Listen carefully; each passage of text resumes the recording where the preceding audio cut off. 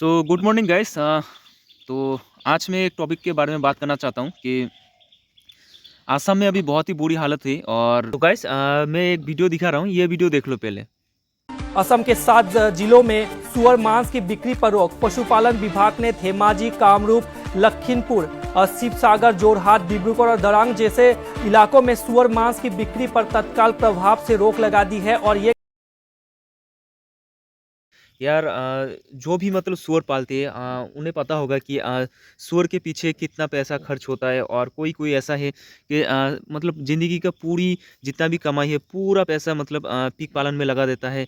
और जब मतलब जब गरीब इंसान का 10 लाख 15 लाख का नुकसान होता है, मतलब बहुत ही बड़ा लॉस हो जाता है ज़िंदगी में। और मतलब इस लॉस को रिकवर करने में कम से कम मतलब क्या बताऊँ, मतलब सालों सालों लग जाता है किसी किसी के लिए। और बस एक ही बात कहना चाहता हूँ, मतलब आप जब भी सूअर पालोगे कैसे इस मतलब सूअर के जो बीमारी है अफ्रीकन स्वाइन फ्लू, ये सबसे ज़्यादा खतरनाक बीमारी है। और ये बीमारी मतलब ऐसा है कि ठंड के मौसम में होता है। ठंड के मौसम में अभी तो ठंड का मौसम आया है, वेदर चेंज हुआ है, इसीलिए ये बीमारी आया है।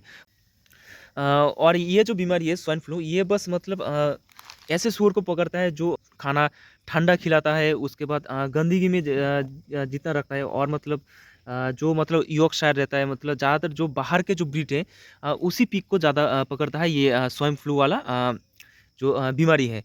और इसीलिए मैं आप सभी को कहता हूँ, अगर मतलब इस बीमारी से अगर आपको छुटकारा पाना है, इस बीमारी का अगर इलाज आपको ढूंढना है, तो जब भी आप मतलब सूअर पालोगे आपको जो देसी ब्रीड होता है उसे पालना होता है। मतलब एक अच्छी नस्ल का ब्रीड आपको पालना होता है। और गाइस आप जब भी पीक को खाना दोगे तो खाने में मतलब अभी तो ठंड का सीज़न चल रहा है, तो आप ऐसा करना कि खाने में जितना हो सके आप गर्म खाना देना। गर्म खाना देने से बैक्टीरिया मर जाता है और बीमारी मतलब 0 से मतलब 1% चांस होता है बीमारी होने का, अगर आप गर्म खाना दोगे तो पीक को। और हाँ दोस्तों, मतलब आप जितना हो सके देसी ब्रीड पालना। मतलब बाहर की जो ब्रीड है यॉर्कशायर, लैम्पशायर, अभी मतलब अगर आप फास्ट मतलब पहले फर्स्ट टाइम अगर पिग फार्म में आ रहे हो तो आप पहले देसी ब्रीड को पालना गाइस। देसी ब्रीड में ऐसा होता है कि मतलब बीमारी 1% चांस होता है पकड़ने का। और मेरे पास जो पीक है उसमें तो यार मतलब क्या बताऊँ यार, मतलब कोई चांस ही नहीं है बीमारी होने का।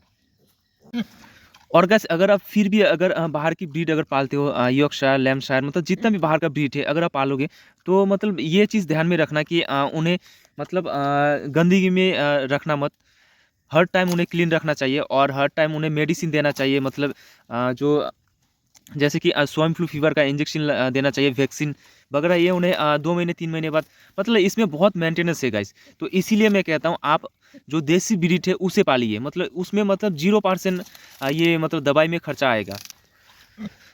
तो जो भी मतलब नए पिग फार्मर है वो यही गलती करते हैं, मतलब पहली ब्रीड चुनने में गलती कर देते हैं और बाद में पछताते हैं।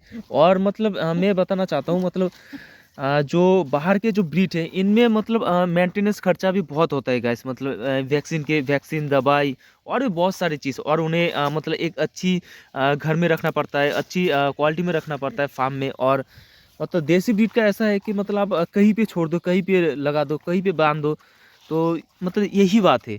तो आप लोग मतलब इस चीज़ को मतलब ध्यान में रखना कि मतलब हमें अगर फर्स्ट टाइम पी फार्म में आ रहे हैं तो हमें देसी ब्रीड पालना है। और मौसम में खाना आपको गरम गरम देना है इन पिगों को, तो ही आपको इस बीमारी का इलाज मिल सकता है गाइस। और भाई अगर आप इतना अगर काम नहीं कर पाओगे तो प्लीज़ यार मैं रिक्वेस्ट करता हूँ आप मतलब पिग पालन में मत आइए। क्योंकि अगर कम से कम 10 पिग पालोगे तो उसमें फीडिंग का खर्चा कम से कम 2 लाख 3 लाख से ऊपर चला जाएगा 5-6 महीने के अंदर। 5-6 महीना पालो, उसके बाद 2-3 लाख का खर्चा फिर जाएगा और पिग भी मर जाएगा।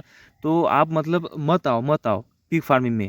तो दोस्तों लास्ट में यही बात कहना चाहता हूँ, बहुत सारे लोगों ने ये गलती कर दिया, पर आप ये गलती मत करना। तो इसीलिए मैं ये वीडियो को बना रहा हूँ। अगर आप पिग फार्मिंग में आ रहे हो तो ये 3 बातों को ध्यान रखना। एक अच्छी नस्ल का बीज चुनना, उसके बाद खाना ठंड के मौसम में गर्म करके देना, मतलब थोड़ी टेम्परेचर गर्म रहनी चाहिए। और मतलब खाना हेल्दी देना, ठीक है। उसके बाद अगर गर्मी के मौसम में अगर पाल रहे हो तो पिग को 2 टाइम नहलाना, ठीक है। अगर ये 2-3 चीज़ें अगर आप करोगे तो पिग को कभी बीमारी नहीं होगा। बस ये 3-4 चीज़ें आपको ध्यान में रखना है। तो दोस्तों, आप में से बहुत सारे ऐसे लोगों को नहीं पता है पिग खाना कब नहीं खाता। तो पिग 3-4 वजह से खाना नहीं खाता। एक होता है मतलब जब बच्चा देता है, बच्चा देने के बाद खाना कम खाता है। उसके बाद और एक टाइम खाना नहीं खाता जब पिग का मीटिंग का समय होता है, उस समय भी पिग खाना नहीं खाता। और तीसरा है मतलब जब खाना पिग को अच्छा नहीं लगता तब नहीं खाता। तो ये 3 चीज़ें हैं, 3-4 चीज़ें हैं, पिग तब खाना नहीं खाता और कृमि की वजह से भी खाना नहीं खाता पिग। तो आपको इन 3-4 चीज़ों को ध्यान में रखना चाहिए।